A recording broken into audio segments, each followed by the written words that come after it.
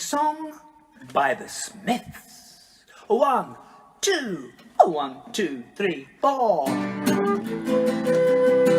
With Oscar Piggott on the flute to my right, a little dicky bird in the garden. Shyness is nice, and shyness can stop you from doing all the things in life that you would like to. Shyness is nice, and shyness can stop you from doing all the things in life that you would like to.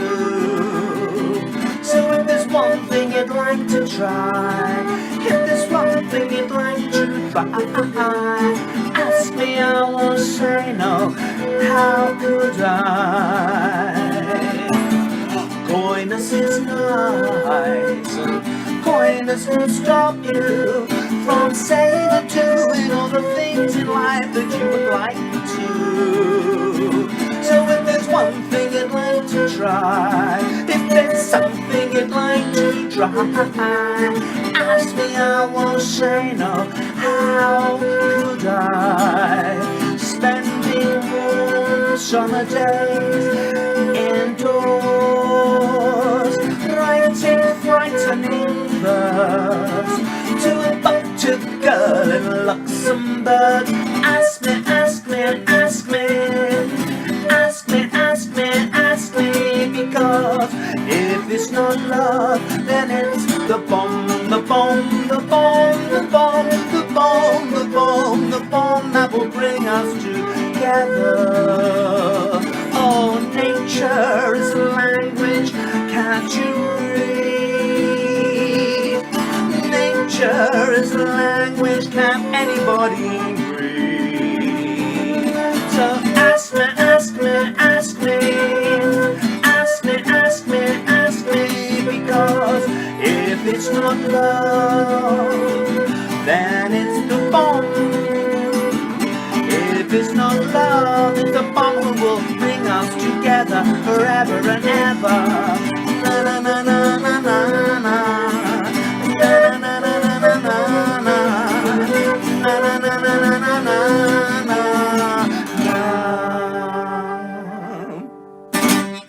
Ask me.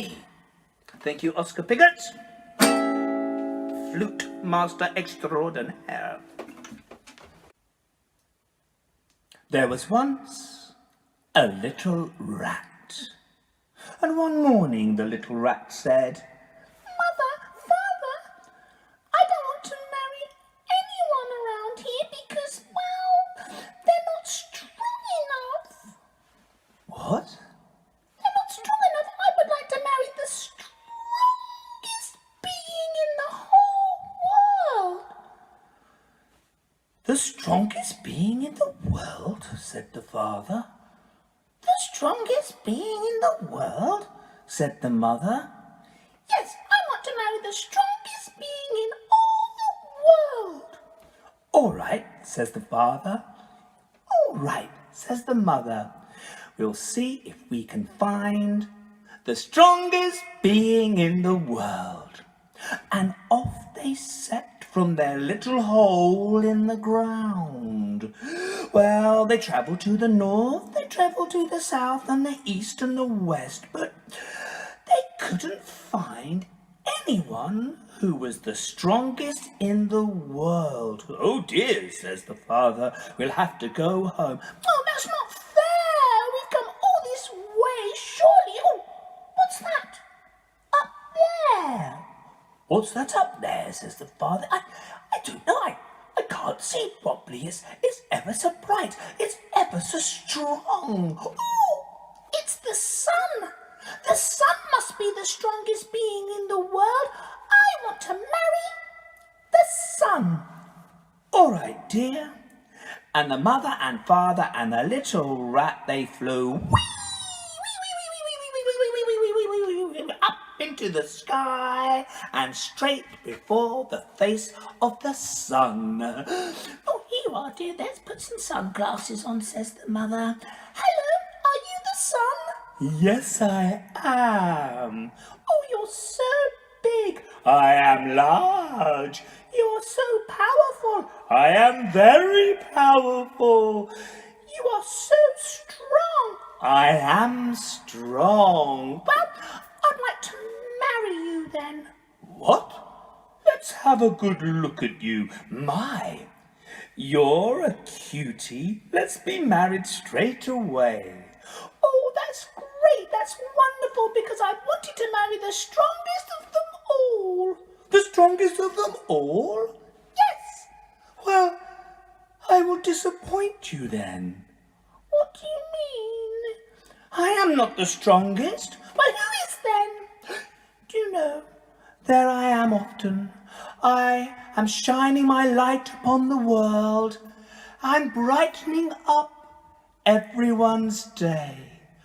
I help the leaves to grow on the trees, plants to grow. I make people happy.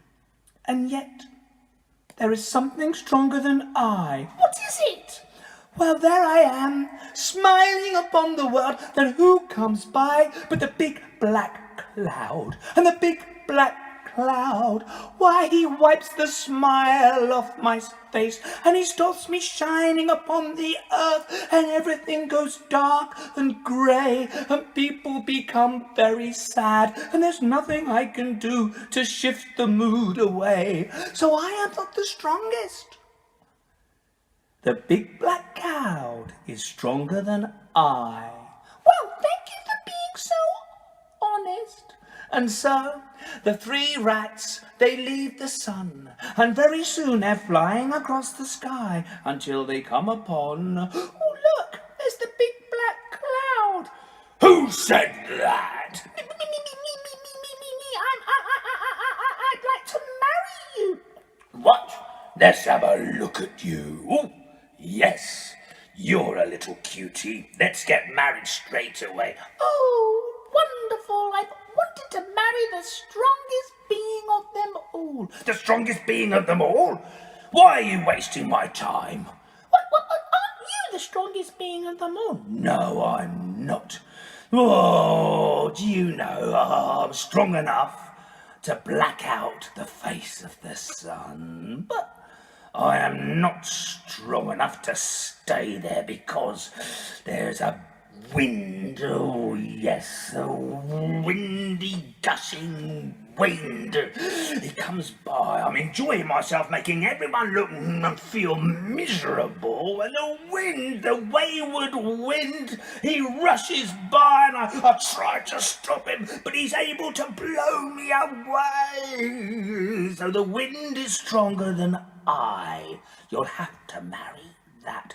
Oh, thanks goodness. I didn't like the look of him, and he was always in a bad mood, but the wind sounds really good fun. Right, I'm going to go and marry the wind. And off go the 3 rats looking for the wind, and very soon they see it ahead. Excuse me. Excuse me. Whoa, who is that? It's me, the little rat, and my mother and father. Oh, very good to see you. Can't you just keep still for a while, please? Oh, if I keep still, I don't exist. I'm a wind after all. Oh, all right, but just calm down a little bit. How about this? Is that better? Yes, it is. Now, I'd like to marry you. Oh, let's have a look at you then. My, you're a little cutie. That's it then. Let's get married straight away because I've always wanted to marry the strongest of them all. The strongest of them all? It is not I. Oh, who is it then? There I am, enjoying myself, flying across the world, whipping up sandstorms in deserts, making ships sail faster, causing great waves. And there I am, trying people's washing on the line. But however much I huff and however much I puff, there is, down on the land, a great statue of the Buddha. And the Buddha does not move 1 millimeter, however much I gust and huff and puff.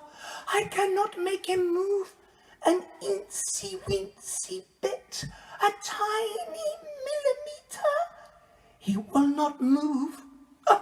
So the statue of the Buddha is stronger than I. The statue of the Buddha, he's really strong. Come on, Mother.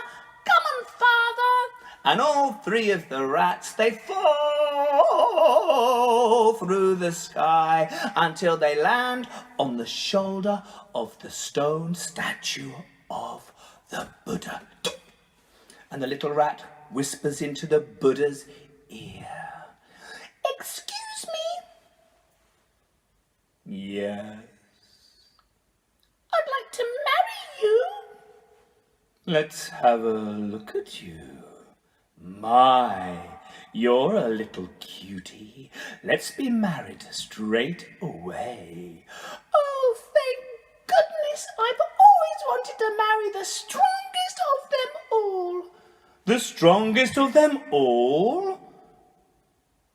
It is not I. Oh, I'm getting fed up with this. Who is the strongest of them all? Beneath me at this moment, there is a little rat, and he is gnawing and chewing at the roots and the soil and the stones beneath me.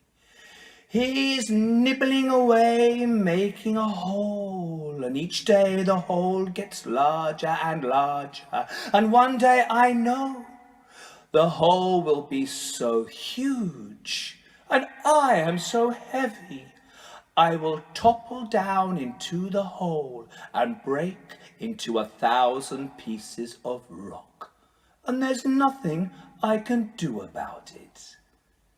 So the rat is stronger than I. You'll have to marry him. Me? Marry a rat? They're disgusting creatures with their goofy little teeth and their flea-ridden fur and their worm-like tails. I don't want to marry a rat. But the mother and father, they say, well, at least go and see what he looks like. Oh, all right then. And so they scuttle off the shoulder, down the arm of the Buddha, and soon they're going into the little hole beneath the stone statue.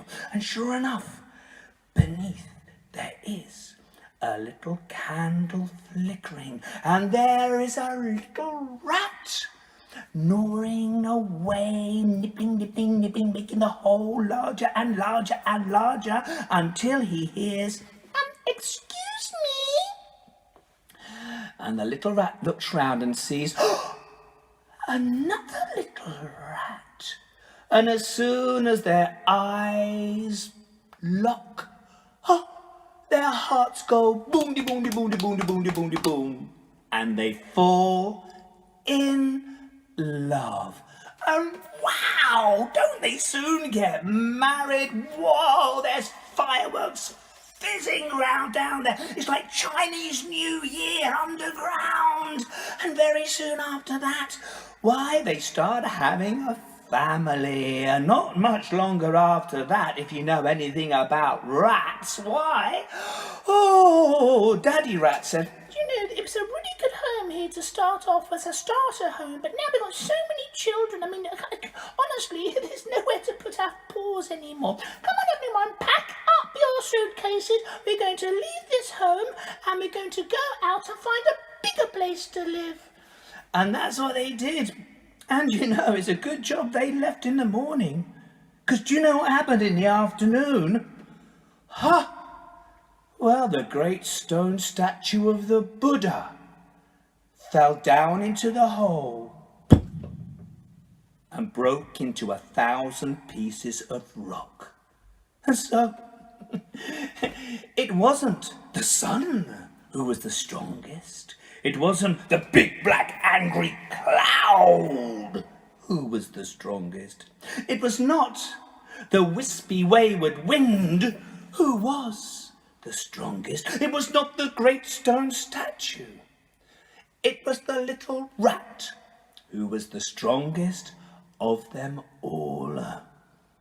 So, can you just look at everyone who's listening to this story, who has listened to this story, someone beside you? I want you to look at them in the mirror sometime and think of yourself too as a little rat, because we are all the strongest of them all. Sasha squished a spider. It was an accident. Its insides oozed outside her. Its little legs were bent. Her mum said, "Don't be sad. No need to look so glum. Some good can come from bad. Let's make another one." Take this tasty meatball, add 8 thin frozen chips. Chopped chips make great eyeballs or even orange pips. Then it clambered to the rafters like a Himalayan yeti and lived happily ever after in a web made of spaghetti. There was once a boy who lived in the Arctic, who was always hungry. And one morning, his grandmother looked up from her sewing and said, "Hey boy, you've eaten all of the whale meat. Hey boy, you've gobbled all the seal blubber. Hey boy, you've even drunk the fish oil. If you want anything else to eat, go and get it yourself." Well, the boy was still rather hungry, so he left the shelter of the igloo and he went out into the land of the midnight sun, and he walked over the frozen crunchy snow, crunch, crunch, crunch, until he came to the sea, and there he saw a tom codfish. He reached out into the water, he grabbed the fish by its tail, he whirled it round and around and around his head until he swallowed it whole. And then he thought, I'm still hungry. So he carried on walking along the shore, and then he saw a seal.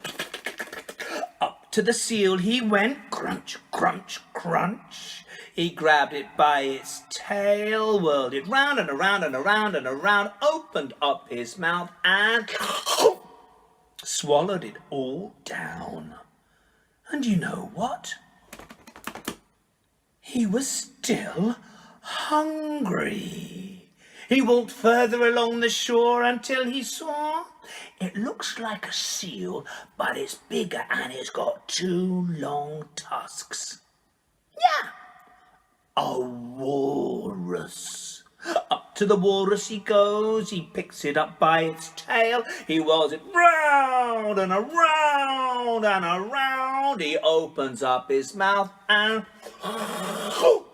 swallows it all down. "Whoa," thinks the boy, "that was really good. But do you know what?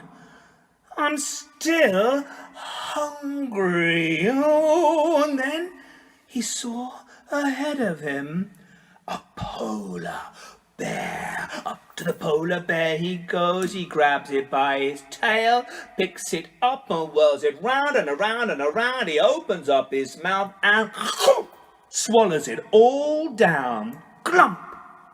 That's really, really good. But do you know what? I'm still hungry. And then out at sea, he sees beluga, a great white whale. And with his telescopic arms, he reaches out into the ocean. He picks the whale up by its tail and he whirls it round and around and around and around and around. He opens up his mouth and swallows it all down. And then home he goes, singing his favorite song.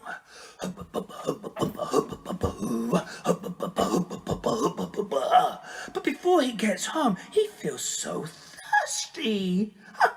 Out of nowhere appears a big pool of fresh, clear water. And even though he's got such a big belly, somehow he's able to lean down and he drinks the whole pool dry, and home he goes.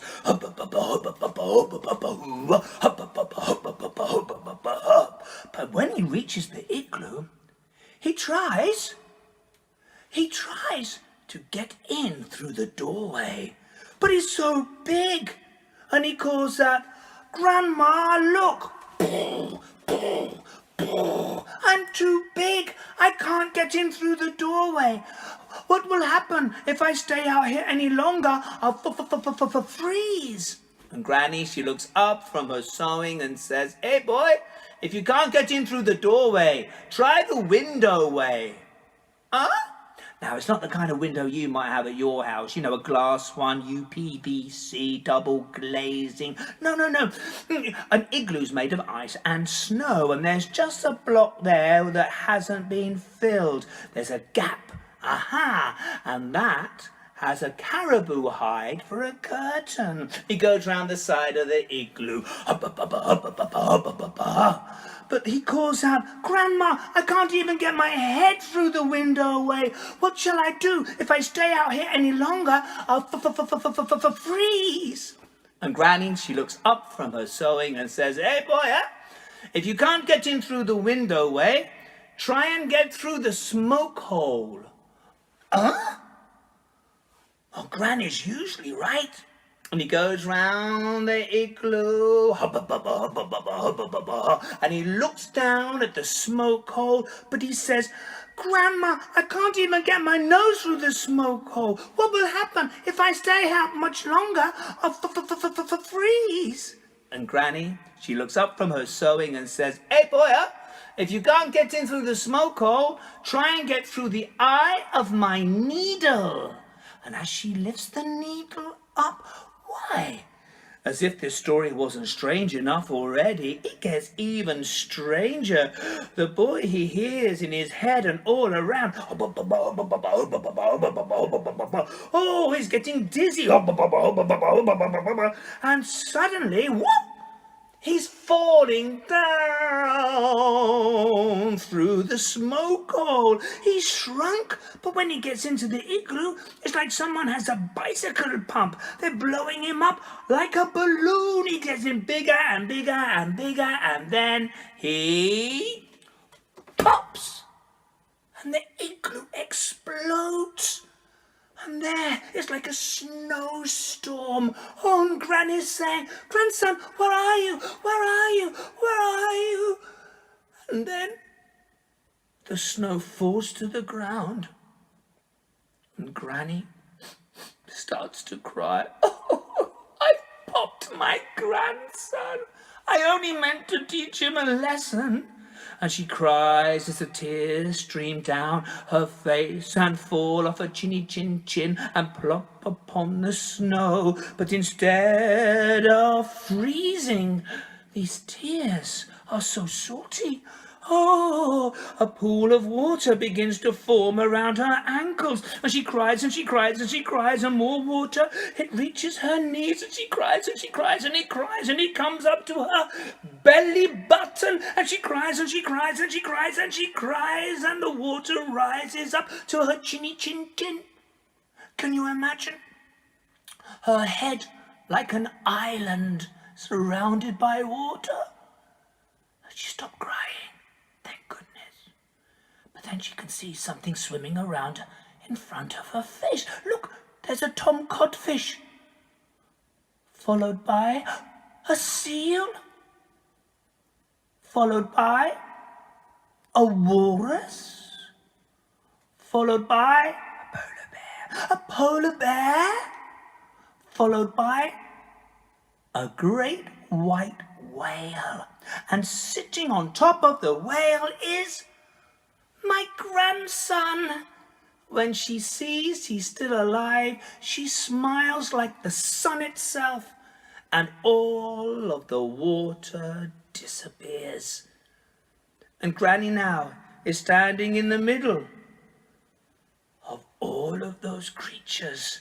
And her grandson hops off the great white whale and says, "Grandma, look what I've done. I'm a hunter. I've brought back all of this food." And Granny says,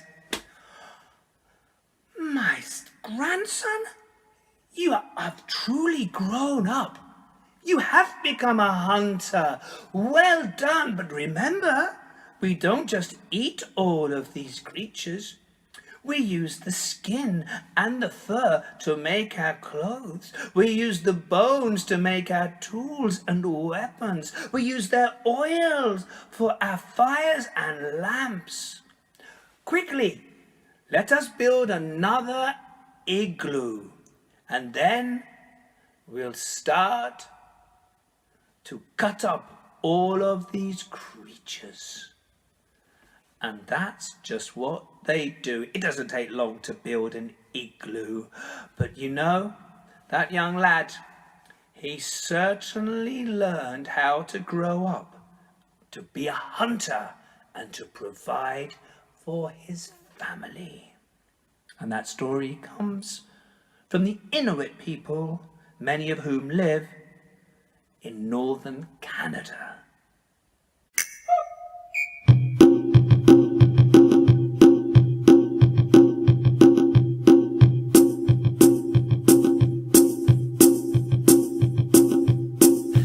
Now, while we're at it, here is a book I have always loved, The Singing Sack, published by A&C Black and edited by Helen East. Now, in this book, there are some wonders indeed. But my favourite one is not the story of Anansi.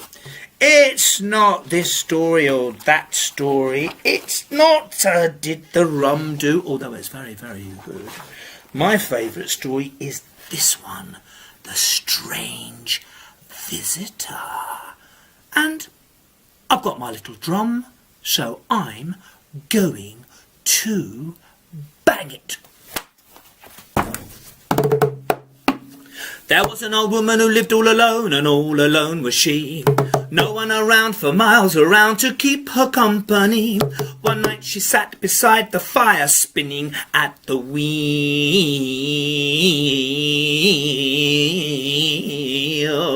And as she sat, she said she, "Oh, how lonely I do feel." Still she sat, and still she span, and still she wished for company. Still she sat, and still she span, still she wished for company. Hey! When in came a pair of great big feet and settled themselves beside the fire. Ooh! Still she sat, still she span, still she wished for company. Still she sat, still she span, still she wished for company. Then in came a couple of wee thin legs, and settled themselves on top of the feet. Oh! Still she sat, still she span, still she wished for company. Still she sat, and still she span, still she wished for company. Then in came a great big horrible body. Ooh, ooh, ooh, ooh, plonked itself on top of the legs. Ooh, ooh, ooh, ooh. Still she sat, still she span, still she wished for company. Still she sat, and still she span, still she wished for company. Then in came a couple of wee thin arms, stuck themselves on the side of the body. Still she sat, still she span, still she wished for company. Still she sat, and still she span, still she wished for company. I can't hear you singing the refrain. That's because you're a long way away. You can shout as much as you want. I won't hear unless you live next door to me in Ashburton, in Devon. TQ137EP. Uh-oh, too much information there. Then in came a couple of great big hands and settled themselves on top of the arms. Whoa! Still she sat, still she span, still she wished for company. Still she sat, and still she span, still she wished for company. came a wee thin skinny neck, ooh, and settled itself on top of the body, ooh. Still she sat, still she span, still she wished for company. Still she sat and still she span, still she wished for company. Still can't hear you, come on. Still she sat, still she span, still she wished for company. Still she sat, still she span, still she wished for company. We've had the feet, we've had the legs, we've had the body, we've had the arms, we've had the hands, we've had the neck. What's coming next, do you think? I said, what's coming next? In comes a great big horrible head. Ooh, ooh, ooh, ooh. Plonks herself on top of the neck. Ooh, ooh, ooh, ooh. Still she sat, still she span, still she wished for company. Still she sat and still she span, still she wished for company. Ah! Hey! The little old lady, she stopped her spinning at the wheel. And she didn't run into the cupboard. There were too many skeletons in there. She didn't hide under the carpet. She didn't stand there with her hands over her face and go, "You won't see me, you won't see me, you won't see me, you won't see me."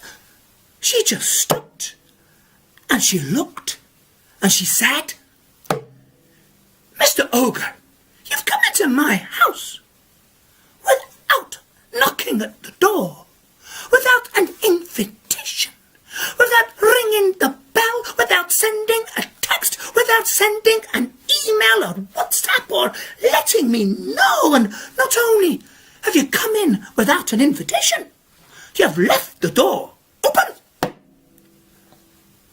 And the ogre says, "What did you say?"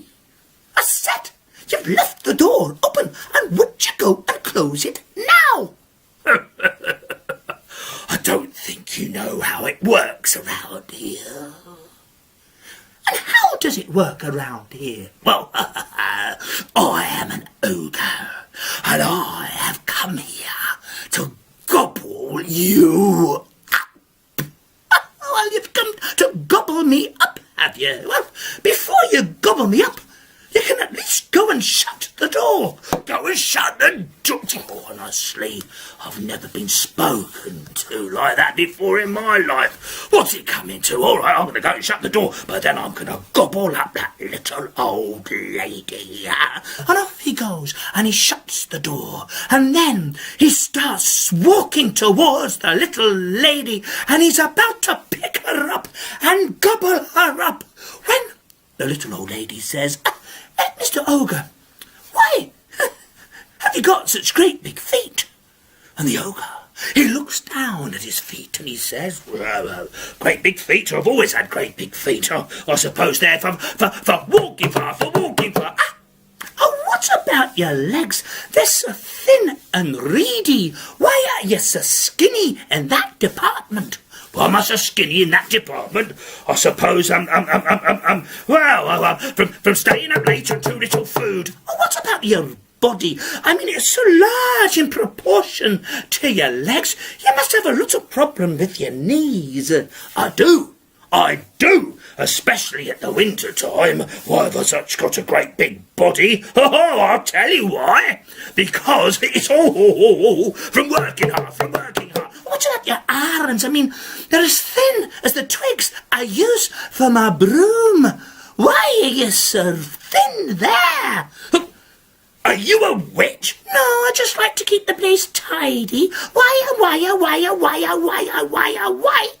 are your arms so thin?" "Oh, from staying up late and too little food." "Oh, what about your hands? I mean, they're as large as frying pans. I'd be able to cook 12 eggs in each one if they were. Why have you got such great big hands?" "Great big hands? For carrying things. Oh, what about your neck? It's as skinny as a starving chicken's." All these questions from staying up late and too little food." "Oh, what about your head? I mean, it's so large, it's ginormous, and I've got to say, you're just so ugly." "What did you say?" "I said, you're ugly." Well, thank you. I've always wanted to be ugly. I used to look in the mirror and think I wasn't good enough. I was going to go to Thailand for an operation. Do you really think I'm ugly? I do. Oh, you're making me blush. But why have I got such a great big head? I know. From knowing so much. Well, why have you come here then? And the ogre knew exactly why he had turned up in the middle of the night. He looked down at the wee little thing and he said, I have the pleasure to inform you, in case you hadn't heard before, that I've entered your establishment for the prime purpose of gobbling your flesh, drinking your blood, and gnawing on your bones. And with that, the ogre gave a horrible ogre's laugh. Could you give a horrible ogre's laugh, please? 1, 2, 3, 4. Not bad. A little louder. Get it to TQ13 7EP 2, 3, 4. Louder. A little bit more. But the little old lady, she's not scared. She runs over to the corner of the room and she gets her broom and she charges like a rhinoceros towards him and says, Get out of my house! Get out of my house, you! Get out of my house! Get out of my house, you! And she chased him round the room. She chased him with the broom. And she chased him round the room. And she chased him with the broom. She biffed him, she bopped him, she smished him, she smashed him, she pinched him, she punched him, she tripped him, she thumped him. And the ogre, he's running around the house saying, Get off of me! Ouch! Oh, ow! Oh, that hurts! Get off of me! Mummy! Oh, my mummy! This little old lady, she's picking on me! And he ran out of the door and he ran into the woods and the little old lady, she stood on the doorstep as tenacious as a terrier and she cried, You can at least come back and close this door. And in she went. And she's peered through the window to see the ogre coming out of the deep dark woods, green, glowing and trembling like a giant jelly, and with his fingers as long as cucumbers, he pulled the door shut. Disappeared into the dark. And the little old lady, she put the broom back in the corner of the room, for she was a very tidy little old lady. And then she went back to the fire and she poked it with the poker, for that's what a poker pokes. And then she sat on her stool and she gave a little sigh. Oh, well. Still she sat, still she span, still she wished for company. Still she sat, still she span, still she wished for company. Still she sat, still she span, still she wished for company. Still she sat, still she span, still she wished for company. Still she sat, still she span, still she wished for company. Still she sat and still she span, still she wished for company.